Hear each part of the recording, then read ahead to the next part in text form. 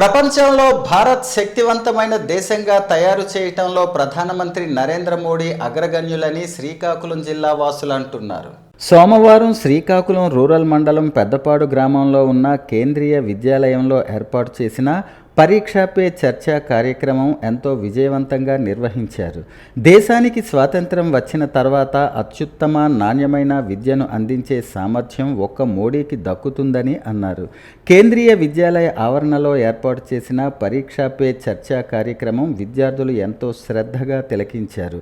ఈ సందర్భంగా కేంద్రీయ విద్యాలయ ప్రిన్సిపాల్ సూయబ్ ఆలం మాట్లాడుతూ, పరీక్షల ముందు విద్యార్థుల్లో ఆత్మస్థైర్యం నింపటం మరియు భయాన్ని పోగొట్టి వారిలో ఆత్మవిశ్వాసం నింపేందుకు ఈ ప్రోగ్రాం ఎంతగానో ఉపయోగపడుతుందని అన్నారు. ఆరోగ్యవంతమైన సంతోషకరమైన సమాజాన్ని ఆవిష్కరించే దిశగా అడుగులు వేస్తున్న కేంద్ర ప్రభుత్వం విద్యార్థులకు ఎంతో మేలు చేకూరుతుందని అన్నారు.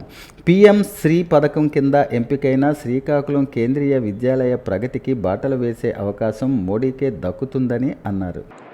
वर्ष 2025 में भारत के नौनिहाल कक्षा 10वीं और 12वीं के CBSE परीक्षा की बात आती है, हमारे मानस पटल पर एक चिंता का विषय बन जाता है कि परीक्षा आई है तो मानसिक रूप से तनाव का आभास बच्चों के चेहरे पर देखने के लिए मिलता है. न सिर्फ बच्चों के चेहरे पर बल्कि उनके अभिभावक और माता पिता भी इस तनाव से बच नहीं पाते हैं. देखने में आता है कि बच्चे ने साल भर पढ़ाई करी, लेकिन जैसे ही परीक्षा सामने आई उस तनाव को वह सह नहीं पाता और उसमें जो क्षमता है क्षमता अनुसार वह अपना दे नहीं पाता.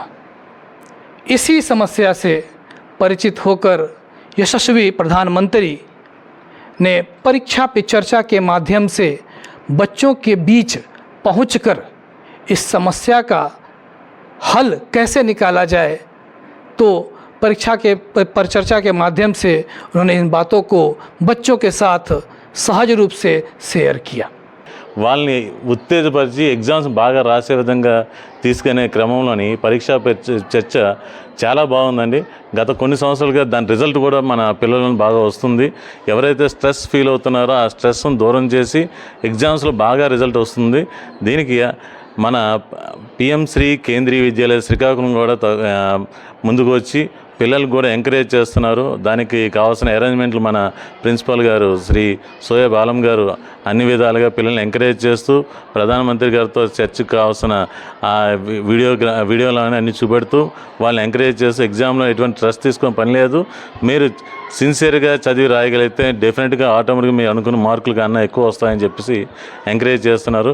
ఇలాంటి కార్యక్రమాల వల్ల పిల్లలు ప్రధానమంత్రి ఆలోచన ఒకటే అండి, నేటి విద్యార్థి రేపటి పౌరులు అని చెప్పేసి ఆలోచన చూస్తారు. అంటే మన భవిష్యత్తు, దేశ భవిష్యత్తు ముందుకెళ్ళాలంటే మన పిల్లల చేతిలో ఉంటుందని వాళ్ళకి సరైన దిశానిర్దేశం చూపెట్టి ఈ పరీక్షపై చర్చ ద్వారా వాళ్ళ యొక్క స్ట్రెస్ను తొలగించి ముందుకు తీసుకెళ్ళడం ఆయన ముఖ్య ఉద్దేశం.